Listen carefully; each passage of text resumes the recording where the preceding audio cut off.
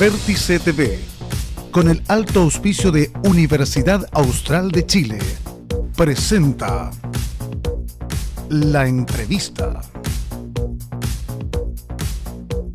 con el periodista Juan Osvaldo Mora. Masones y libertadores. Probablemente usted ha leído, ha visto o ha escuchado de esta trilogía de libros que se adentra justamente en una parte muy significativa de nuestra historia, cuando comenzamos prácticamente nuestro proceso de independencia. Como los padres de la patria, por ejemplo, estuvieron ligados a la masonería o a las logias bien particulares. ¿Ha escuchado, me imagino, la logia Lautaro, San Martín, O'Higgins? Bueno, de todo aquello tratan estas novelas históricas que queremos analizar justamente con su autor. Waldo Parra está con nosotros porque está invitado por una logia de Puerto Montt que además está cumpliendo una década aquí en Los Lagos. Waldo, gracias por estar con nosotros. No, gracias a ti por la invitación. Abogado de profesión. ¿Por qué un abogado se dedica primero que todo a escribir libros y sobre todo libros que están con una base histórica? Bueno, siempre la historia en alguna medida ha estado vinculada a la carrera. Nosotros tenemos un curso que se llama Historia del Derecho, Historia de Instituciones Políticas. Por lo tanto, dentro del mundo de la humanidad yo creo que Derecho e Historia son parientes. Ahora, en particular, yo antes que abogado soy sujeto, sí, persona, claro, digamos, y dentro de mis intereses, dentro de las cosas que me ha gustado hacer en la vida, está algunos aspectos más artísticos, digamos, y la literatura en alguna medida es un arte, digamos, porque estos libros son novela histórica. Sí, claro. No hay historia novelada, digamos. Yo no soy historiador, soy abogado y doctor en Derecho. Claro, pero imagino para entrarte en una etapa tan específica de la historia, tienes que investigar justamente, aun cuando hagas una novela, sí, tienes que investigar de los hechos, cuán reales son, para después de aquí, a raíz de eso, imagino, viene la parte de ficción, ¿no? Claro, y ahí me ayudó mucho mi oficio de doctor, digamos, que en fondo es un grado académico que te habilita para poder investigar válidamente, digamos. Entonces, efectivamente, tuve que hacer una investigación respecto de toda la etapa, digamos, de la independencia, porque esta trilogía está ambientada en esa época. Los personajes están insertos, digamos, en la época del Imperio Español hace 200 años atrás. Y yo hablo no solamente de los próceres chilenos, sino también de los próceres argentinos, de los próceres venezolanos, en general latinoamericanos, porque esto fue un proceso global. Claro, Bolívar, por ejemplo. Bolívar y Miranda. Hay otros que no son tan conocidos, como Carlos María de Alvear en Argentina, que tiene una suerte como de carrera argentino, el mismo San Martín. En México también hay un prócer español que va a intentar hacer la revolución ahí a México, que es Francisco Javier Mina. Y así te puedes encontrar con muchos personajes que yo diría que están vinculados con la masonería, porque efectivamente la masonería tuvo un rol en una época en donde no estaba claro quiénes, digamos, iban a ser o republicanos o monarquistas, digamos. La influencia, por ejemplo, de la masonería inglesa, que era una masonería monarquista, digamos, versus la masonería norteamericana, que era una masonería republicana, digamos, la norteamericana. Entonces, efectivamente, en esa época hay un debate abierto, digamos, y por ejemplo, cuando San Martín finalmente logra cruzar la cordillera y se dan las batallas decisivas de la independencia en Chile, lo primero que hace San Martín al día siguiente de ganar Maipú es contactarse con el gobierno inglés, proponerle que en Chile viaje un príncipe inglés para que aquí se constituya una monarquía inglesa. Claro, que poca gente conoce aquello. Todo el mundo pensaba que San Martín lo que quería era dar efectivamente... O sea, quería independencia, claro, pero no generar una república, claro, como la que nosotros finalmente obtuvimos, sino que efectivamente sigamos con una monarquía republicana, probablemente. Claro, porque él tenía la convicción de que era la mejor forma, digamos, de gobernar estos territorios. Él tenía ese convencimiento. En cambio, personajes como Bolívar o el propio Carrera sobre todo Carrera era republicano. Uno de repente podrá criticarle muchos aspectos a la figura de Carrera, pero nadie podrá desmentir, digamos, que él era un republicano y seguramente por influencia de la Por masonería. ende, por lo mismo, tomando en cuenta tus libros, tus análisis, lo que has hecho en estas novelas históricas, ¿cuánta relevancia tuvo de verdad la masonería en el proceso emancipador sudamericano, digamos, en Bolivia y todo lo que significa, o con Bolivia, digamos, Venezuela, la antigua Gran Colombia, claro, Ecuador, Perú, Chile, Argentina? No, tuvo una enorme influencia, porque efectivamente estamos hablando desde la figura de Miranda, por ejemplo, claro, que él era masón y él crea una organización que es la Gran Reunión Americana, que más que una logia masónica era una organización que quería cobijar a todos que aspiraban a lo mismo que él quería, que era la independencia, digamos, del Imperio Español. Luego están el propio Napoleón, porque también hay que contextualizar de que esa época era la misma época en donde Europa estaba en conflicto con Napoleón, que era el dueño de toda Europa y que invade España, entre otros países, digamos, de Europa, y que es el gran pretexto que tienen los patriotas, digamos, en América para poder iniciar este proceso. Claro, Napoleón las famosas juntas de gobierno que se hacen es justamente para apoyar al claro, al rey, ¿no? El hermano de Napoleón era un gran maestro, digamos, de la masonería, que finalmente después, en 1815, con la derrota de su hermano en Waterloo, él termina exiliado en Estados Unidos, propiciando justamente el apoyo a estos grupos rebeldes del Imperio. Y entendiendo que tú estás o has hecho básicamente novelas, es decir, ficción, pero basado en hechos históricos, investigando lo que es la masonería, las logias, el origen de las logias en Chile, ¿por qué crees que se ha escrito tan poco respecto a los masones? Teniendo o tomando en cuenta lo que tú estás diciendo, que están en nuestro origen prácticamente de nuestro proceso emancipador, de la República, hemos tenido una cantidad importante de presidentes de todos los sectores políticos. Hace muy poco, digamos. Claro, entonces, ¿por qué crees que ha ocurrido eso en Chile?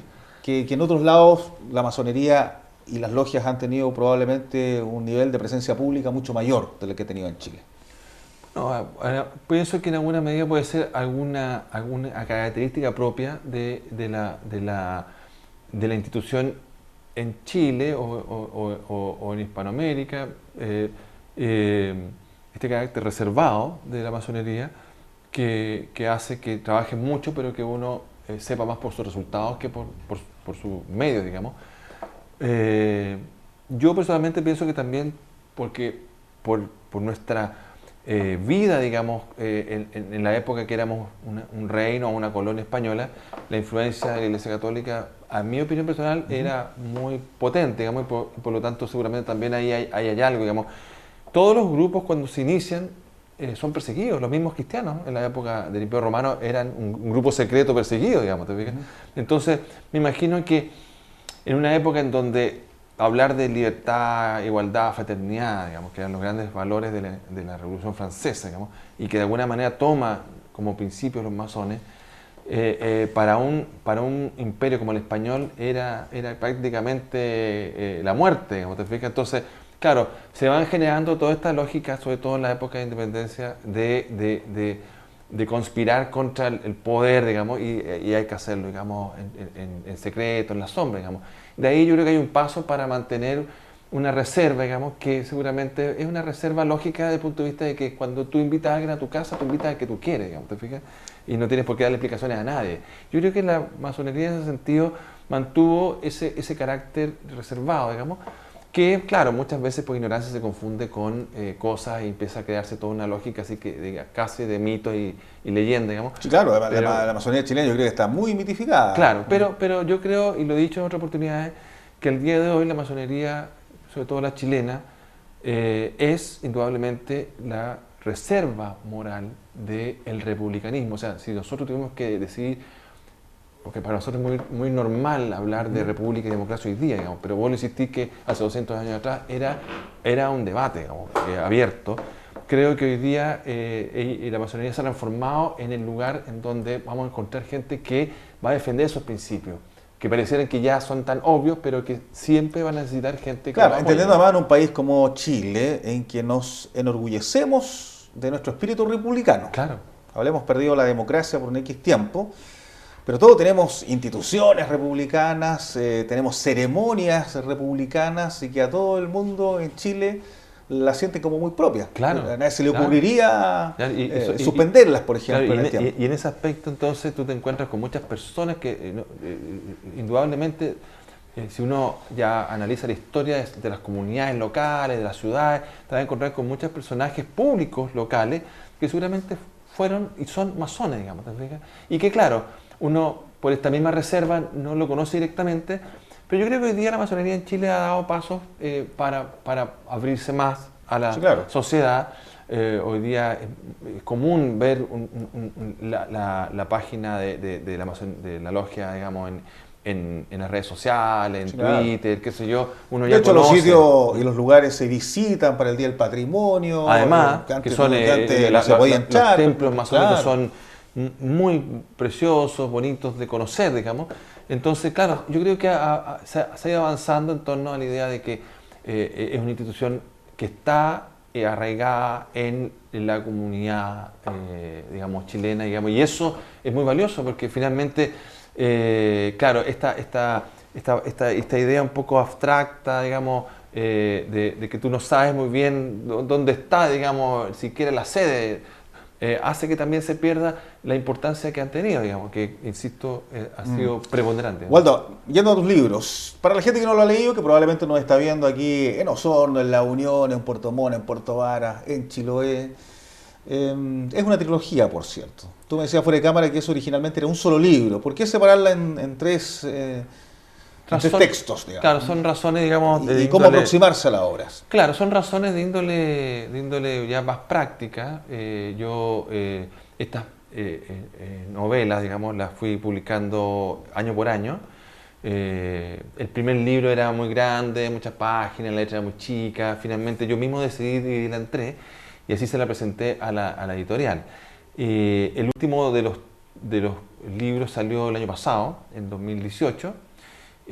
¿Hasta qué etapa llega? Porque estábamos hablando de que la primera etapa Claro, llega, esto es parte como- con los Libertadores, pero en Europa Claro, prácticamente. esto es como ¿no? Star Wars, ¿eh? Entonces ¿Ya? va a tener seguramente una cuarta, quinta, sexta entrega quizás. Empezó... Secuelas y precuelas. Claro, empezó en 1804 con el viaje de la familia de Carlos María de Alvear, don Diego y su familia, de vuelta a España. Nosotros no conocemos mucho la figura de Alvear, pero fue muy importante, digamos, porque él, en alguna medida, fue el gran fundador de las logias, digamos, políticas, digamos, que era la Sociedad de los Caballeros Racionales, una suerte de... parecía a la logia de Miranda, pero no es lo mismo. Y él trajo la idea de Europa, cuando volvió después. Y termina en el viaje de José Miguel Carrera a Estados Unidos, que es a fines de 1815. Cuando buscan los barcos, digamos. Cuando va a buscar toda la flota, qué sé yo. Y yo ahí en ese tercer libro hago una épica de Carrera, porque yo creo que José Miguel Carrera es un personaje, siempre digo que es un rockstar de la historia, y que nosotros como chilenos hemos sabido aprovechar la figura de él. Y bueno, y ahí entonces, claro, estamos entre 1804 y 1816, son 4, 14, como 12 años, digamos, pero todavía falta mucho. Falta todavía contar el paso del Ejército Libertador a Chile, digamos, por la cordillera. Faltan las batallas decisivas en toda América. Así que seguramente todavía en la saga de Masones Libertadores falta cosas por contar. Sin embargo, este año... O sea, viene yo más, saqué otro vienen libro. más ediciones. Claro, este año saqué otro libro que no tiene que ver con las sagas directamente, que se llama Código Secreto, por la cual he sido invitado y realmente uno hace estos, yo llamo tour, digamos, visitas a hablar con los lectores, que sé yo, que es súper importante, pero que sigue también con la lógica de la historia como un gran herramienta, digamos, de trabajo para las novelas. Sí, claro. O sea, yo creo que la última década, vía Baradit, vía Logia, por ejemplo, también, y varios otros autores, claro, veteranos de Tres Guerras, que ya más un análisis probablemente histórico, pero la historia de Chile está siendo hoy día parte de los principales guiones de los textos, Sí. Hasta de caricaturas, como que el chileno está redescubriendo la historia, vía diversas fórmulas. Libros de Baradit, que son como caluguitas de situaciones anecdóticas probablemente de la historia, libros bastante fáciles de leer, cortitos, etcétera, como Historia Secreta, ¿no? Las novelas históricas, Hoy día uno se da vuelta por una librería y va a encontrar en los estantes una cantidad importante de la Guerra del Pacífico, del Huáscar, de Lynch, de la época de la independencia, de los masones, etcétera. Sí. ¿Hemos redescubierto parte de nuestra historia a través de las novelas? Yo creo que de la sí. ficción. Yo creo que sí, y es bueno que así sea, porque en fondo, hace unos años atrás, no existía esto como un ítem dentro de una librería, digamos. ¿Te fijas? Creo que el aporte de Jorge Baradí, de Francisco Ortega, de Carlos Tromben, de Carlos Vaso, de Guillermo Parvex, son indudablemente fundamentales para que se haya creado no solamente una vertiente, digamos, de nuevos escritores que aborden esta temática con entusiasmo, sino que también en los lectores ellos quieran seguir conociendo a través de la pluma de estos distintos escritores, entre los cuales yo me considero uno más, digamos, las historias, digamos, no contadas, la OB o como queramos llamarlo, digamos, pero que indudablemente más allá de cualquier cosa. En el fondo igual sirven, es conocer nuestra historia a partir de ahí, puede ser de una novela, pero estamos conociendo parte de lo que pasó en nuestro país de alguna u otra manera, ficcionado o no. Porque claro, antiguamente la historia, solamente el acercamiento era a través de los historiadores, que en Castedo, que Barros Arana, que mucha gente se alejaba, probablemente se está descubriendo un nuevo público. Claro, y la ciencia histórica tiene al debe que, claro, cuando tú lees un libro de historia es una lectura plana, digamos. Tú puedes, por eso que, no sé, pues el cine escribía no sé cuántos tomos, porque en el fondo no tiene un término, ¿te fijas? No hay un desenlace. Entonces, la novela muchas veces contribuye a entusiasmar al lector para que después, si realmente quiere saber... No hay una progresión dramática, claro, porque en el fondo es contar hechos... principios y finales. Claro, y lleno de citas que uno tiene que estar revisando. Claro, entonces, efectivamente, si uno quiere entusiasmarse con la historia, yo creo que lo mejor es leer un libro de literatura, ya sea de ficción o no ficción, y seguramente si ya hay algo como más... especial que uno quiera saber, efectivamente hay que recurrir a un libro de historia, que hoy día uno puede encontrar muchos libros de difusión, porque la ciencia también tiene que ser difundida. Entonces, por ejemplo, a mí me encanta un libro de Ferguson, que es un autor inglés, que él ha escrito muchos libros en esa lógica de difusión. Entonces te encuentras con libros que hablan sobre el imperio inglés, digamos, pero de una manera que es mucho más fácil de acceder. Entonces, ese es una debe, digo yo, de los historiadores chilenos, en cuanto a que... Claro, hay muchos historiadores que son de la disciplina, que son efectivamente... arrugan un poco la nariz con este tipo de textos. Pero también es porque ellos saben de que en alguna medida ellos no han hecho parte de su pega, que es hacer puente entre la ciencia dura, digamos, que ellos no le hablan al común de los mortales, ellos le hablan a sus iguales. Cuando ellos publican un paper o hacen una investigación, le están hablando a sus equivalentes científicos que estudian igual, mundo académico. Pero, ¿qué pasa con la mayoría de la gente que puede entusiasmarse con querer saber de sus investigaciones, de la relevancia de lo que estudian? Bueno, ahí se necesitan puentes, y esos puentes, como no han surgido desde libros de difusión histórica, han surgido a partir de esta literatura, digamos, histórica, que yo creo que en ese sentido ha hecho una labor que nos ha permitido conocer más sobre la masonería, nos ha permitido conocer más sobre la historia de Chile y en general, digamos. Así que bienvenido sea, si es que eso nos sirve para... Por lo pronto, ¿cuándo la siguiente entrega de la trilogía? Que probablemente ya no será trilogía, va a ser algo más, ¿no? Yo creo que en este momento yo he dejado descansar un poco a los masones y a los libertadores. Fueron 3 años muy intensos. Pero se creó un grupo de lectores ávidos por, no sé si... Una cuarta entrega. Claro, pero así como George Lucas tuvo que esperar un tiempo, yo creo que yo voy a tener que esperar un tiempo, porque la verdad es que tampoco quiero solamente ser conocido, digamos, por ese tipo de novelas. ¿Y qué periodo de la historia te falta ahí dentro de lo que es el origen de esta trilogía? Bueno, yo no pretendo abarcar más allá de 1821, y por lo tanto... Todo el proceso de la independencia, fundamentalmente. Claro, por lo tanto, a lo más llegaría a lo mejor a la época de 1828-29 con la batalla de Lircay, una cosa así, pero yo creo que esta saga va a terminar cuando ya, claro, en 1821 muere Carrera, en 1822 se va a San Martín a Europa, no vuelve más, digamos, estuvo 10 años clavado, digamos.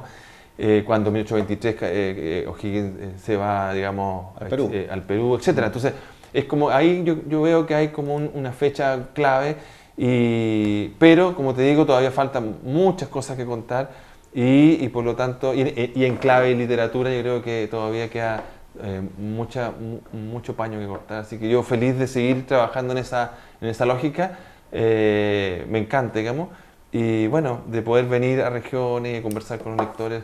Eso también. Y te agradezco. La región de los lagos, por cierto, para quienes seguimos hablando con Waldo Parra, autor de la trilogía entonces de Masones y Libertadores, le decíamos aquí en nuestro Pulso de la Noticia, a propósito de lo que son los 10 años de la logia Melipulli de Puerto Montt, que lo ha traído como invitado para ser parte también de su aniversario, donde han traído una serie de autores para conversar y que tengan la posibilidad también sus miembros y no tan miembros de ir conociendo algo más de lo que es la masonería. Por eso hemos querido invitar a Waldo durante esta jornada. Lo último, porque quedó ahí una frase, estamos en el tiempo, pero para aclararla, porque todo el mundo algo conoce de nuestra historia. Tú dijiste, Carrera es un rockstar. Por cierto, en Argentina es muy conocido. Hasta un tango como el Cambalache lo tiene. Claro. Carrera y San Martín. Martín. Y la verdad que yo creo que en Chile es poco conocido el personaje. ¿Por qué tú dices que es un rockstar? De la historia, claro está. Es indudable que José Miguel Carrera es un protagonista de la historia de Chile y mundial. O sea, él no solamente fue un adelantado a su época, porque cuando él accede al poder, digamos, en una época, siempre de repente escucho que algunas critican a Carrera diciendo que él fue el primer golpista, el que hizo el primer golpe de Estado. Yo me preguntaría si en esa época había Estado. O sea, lo que hizo Carrera fue tomarse el poder, que otra cosa. Y era un republicano. Además, ojo, él nunca mandó matar a nadie, que es algo muy relevante y que lo diferencia de O'Higgins. Él los exiliaba. Exilió a Irizarry a Mendoza, exilió a Maquena a Mendoza, exilió a Juan Martínez de Rosa, que es muy, digamos, importante para la región penquista, lo exilió a Mendoza, donde nació todo esto. Entonces, Carrera es un tipo que fue, cuando tuvo el poder, el que estableció que la educación era para hombres y para mujeres. El escudo de Chile eran una pareja de mapuches. Sí, claro. Entonces, tú te estás dando cuenta en los hechos que hizo Carrera. Sí. No en lo que dijo, sino en lo que el hizo. primer periódico, para que nos gusta por supuesto, el periodismo, digamos. Que era un personaje. Y después, claro, el viaje a Estados Unidos, pocos lo conocen, donde él se inserta en la, digamos, elite política norteamericana. O sea, ¿quién puede ir y tocar la puerta de la Casa Blanca y que lo reciba el presidente de los Estados Unidos? ¿Te fijas? Por eso es que yo ensalzo la figura de Carrera, porque creo que él es un personaje no solamente a nivel local, a nivel mundial. Yo diría que es uno de los primeros grandes próceres que tiene Hispanoamérica, un hombre que muere joven, así como los rockeros morían jóvenes a los 27 años, algunos, ¿no es cierto? Bueno, él murió a los 35. Dicen que si él hubiese sido más paciente, hubiese vuelto después de toda la revolución, él podría haber hecho un segundo gobierno magnífico, habría sido un gobernante magnífico. Pero lamentablemente no fue así. Pero nos quedan sus obras, la Biblioteca Nacional, el Instituto Nacional, tantas obras que él, esa mirada que tenía, una mirada, digamos, de adelantado a la época. Por eso que si Chile mirara no solamente a un prócer, nosotros no somos el resultado de un padre de la patria, sino como los norteamericanos, somos el resultado de un grupo de padres fundadores, hombres y mujeres, incluso más que José Miguel, Javiera Carrera es la gran articuladora de nuestra independencia, que también ella es una mujer súper valiosa, que no la hemos rescatado totalmente de esa mirada un poco abstracta y oscura que hacen de la historia de Chile. Yo creo que si yo puedo contribuir para levantar estas figuras nuevamente y que las nuevas generaciones las reconozcan como tales, pucha, yo voy a ser más feliz.